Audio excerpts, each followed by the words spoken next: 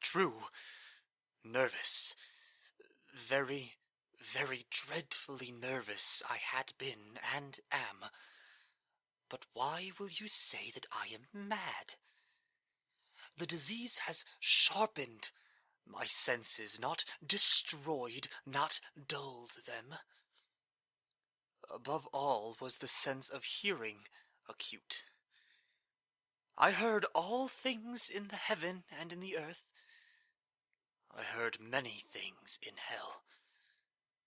How then am I mad? Hearken, and observe how healthily, how calmly I can tell you the whole story. It is impossible to say how first the idea entered my brain, but once conceived it haunted me day and night. Object, there was none. Passion, there was none. I loved the old man. He had never wronged me. He had never given me insult. For his gold I had no desire. I think it was his eye. Yes, it was this. He had the eye of a vulture, a pale blue eye with a film over it. Whenever it fell upon me, my blood ran cold. And so by degrees, very gradually, I made up my mind to take the life of the old man, and thus rid myself of the eye forever. Now this is the point. You fancy me mad. Madmen know nothing, but you should have seen me. You should have seen how wisely I proceeded, with what caution, with what foresight, with what dissimulation I went to work. I was never kinder to the old man than during the whole week before I killed him, and every night, about midnight, I turned the latch of his door and opened it, oh, so gently, and then, when I had made an opening sufficient for my head, I put in a dark lantern, all closed, so that no light shone out, and that I thrust in my head. Oh, you would have laughed to see how cunningly I thrust it in. I moved it slowly, very, very slowly, so that I might not disturb the old man's sleep. It took me an hour to place my whole head within the opening so far that I could see him as he lay upon his bed.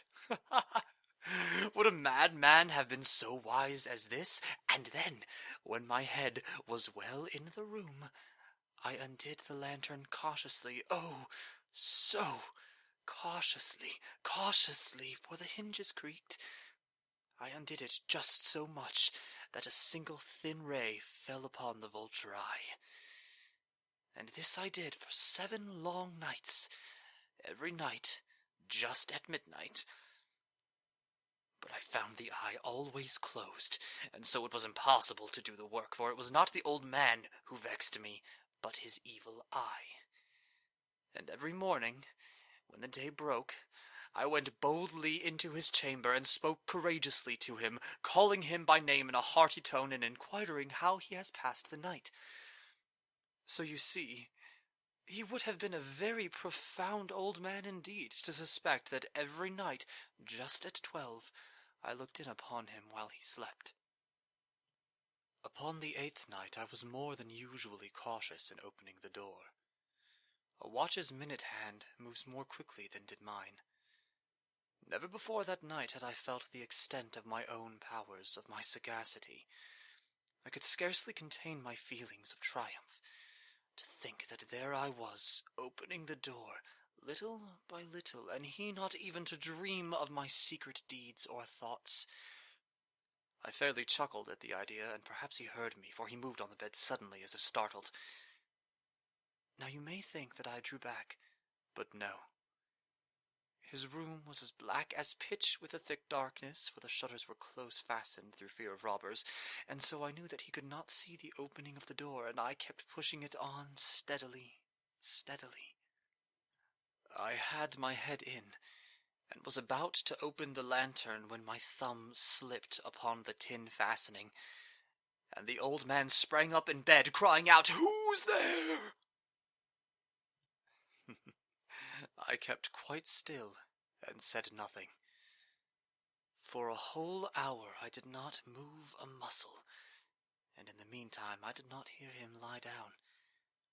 He was still sitting up in the bed, listening, just as I have done night after night, hearkening to the death watches in the wall. Presently I heard a slight groan, and I knew it was the groan of mortal terror. It was not a groan of pain or of grief, oh no. It was the low, stifled sound that arises from the bottom of the soul when overcharged with awe. I knew the sound well. Many a night, just at midnight when all the world slept, it has welled up from my own bosom, deepening with its dreadful echo the terrors that distracted me. I say I knew it well. I knew what the old man felt and pitied him, although I chuckled at heart. I knew that he had been lying awake ever since the first slight noise, when he had turned in the bed. His fears had been ever since growing upon him. He had been trying to fancy them causeless, but could not. He had been saying to himself, "It is nothing but the wind in the chimney. It is only a mouse crossing the floor." Or, "It is merely a cricket which has made a single chirp." Yes, he had been trying to comfort himself with these suppositions, but he had found all in vain. All in vain, because death, in approaching him, had stalked with his black shadow before him and enveloped the victim. And it was the mournful influence of the unperceived shadow that caused him to feel, although he neither saw nor heard, to feel the presence of my head within the room.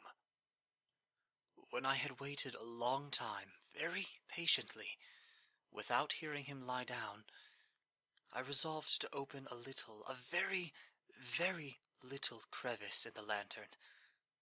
So I opened it, you cannot imagine how stealthily, until at length a simple dim ray, like the thread of a spider, shot out from the crevice and fell full upon the vulture eye. It was open, wide open, and I grew furious as I gazed upon it. I saw it with perfect distinctness, all a dull blue with a hideous veil over it that chilled the very marrow in my bones, but I could see nothing else of the old man's face or person, for I had directed the ray as if by instinct precisely upon the damned spot. And have I not told you that what you mistake for madness is but over-acuteness of the sense? Now, I say there came to my ears a low, dull, quick sound, such as a watch makes when enveloped in cotton. I knew that sound well, too. It was the beating of the old man's heart. It increased my fury as the beating of a drum stimulates the soldier into courage. But even yet I refrained and kept still. I scarcely breathed. I held the lantern motionless. I tried how steadily I could to maintain the ray upon the eye. Meantime, the hellish tattoo of the heart increased. It grew quicker and quicker and louder every instant. The old man's terror must have been extreme. It grew louder, I say louder, every moment. Do you mark me well? I have told you that I am nervous. So I am. And now at the dead hour of the night, amid the dreadful silence of that old house, so strange a noise as this excited me to uncontrollable terror. Yet for some minutes longer I refrained and stood still. But the beating grew louder. I thought the heart must burst. And now a new anxiety seized me. The sound would be heard by a neighbor. The old man's hour had come. With a loud yell, I threw open the lantern and leaped into the room. He shrieked once only. In an instant I dragged him to the floor, and I pulled the heavy bed over him. I then smiled gaily to find the deed so far done. But for many minutes the heart beat on with a muffled sound. This, however, did not vex me. It would not be heard through the wall. At length it ceased. The old man was dead. I removed the bed and examined the corpse. Yes, he was stone dead. I placed my hand upon the heart and held it there many minutes. There was no pulsation. He was stone dead. His eye would trouble me no more.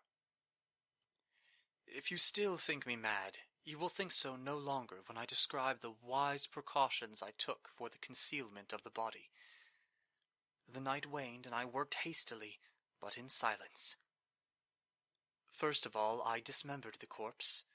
I cut off the head and the arms and the legs. I then took up 3 planks from the flooring of the chamber and deposited all between the scantlings. I then replaced the boards so cleverly, so cunningly, that no human eye, not even his, could have detected anything wrong. There was nothing to wash out, no stain of any kind, no blood spot whatever. I had been too wary for that. A tub had caught all. When I had made an end of these labors, it was 4 o'clock, still dark as midnight. As the bell sounded the hour, there came a knocking at the street door. I went down to open it with a light heart, for what had I now to fear? There entered 3 men, who introduced themselves with perfect suavity as officers of the police. A shriek had been heard by a neighbor during the night. Suspicion of foul play had been aroused. Information had been lodged at the police office, and they, the officers, had been deputed to search the premises. I smiled, for what had I to fear? I bade the gentleman welcome. The shriek, I said, was my own in a dream. The old man, I mentioned, was absent in the country. I took my visitors all over the house. I bade them search well. I led them at length to his chamber. I showed them his treasures, secure, undisturbed. In the enthusiasm of my confidence, I brought chairs into the room and desired them here to rest from their fatigues, while I myself, in the wild audacity of my perfect triumph, placed my own seat upon the very spot beneath which reposed the corpse of the victim. The officers were satisfied. My manner had convinced them I was singularly at ease. They sat, and while I answered cheerily, they chatted of familiar things. But ere long, I felt myself getting pale and wished them gone. My head ached, and I fancied a ringing in my ears, but still they sat and still chatted. The ringing became more distinct. It continued and became more distinct. I talked more freely to get rid of the feeling, but it continued and gained definitiveness until at length I found that the noise was not within my ears. No doubt I now grew very pale, but I talked more fluently and with a heightened voice. Yet the sound increased, and what could I do? It was a low, dull, quick sound. Much such a sound as a watch makes when enveloped in cotton. I gasped for breath, and yet the officers heard it not. I talked more quickly, more vehemently, but the noise steadily increased. I arose and argued about trifles in a high key and with violent gesticulations, but the noise steadily increased. Why would they not be gone? I paced the floor to and fro with heavy strides, as if excited to fury by the observations of the men, but the noise steadily increased.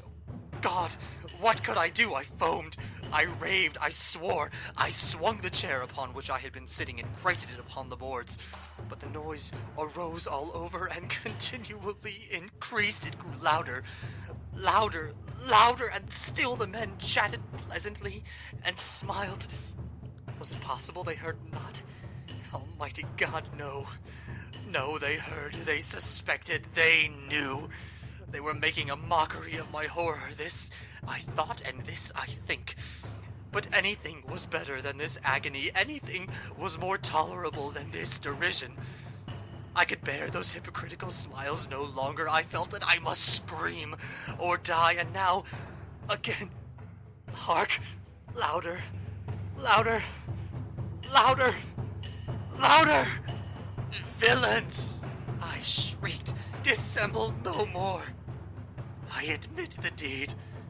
Tear up the planks here. Here it is the beating of his hideous heart.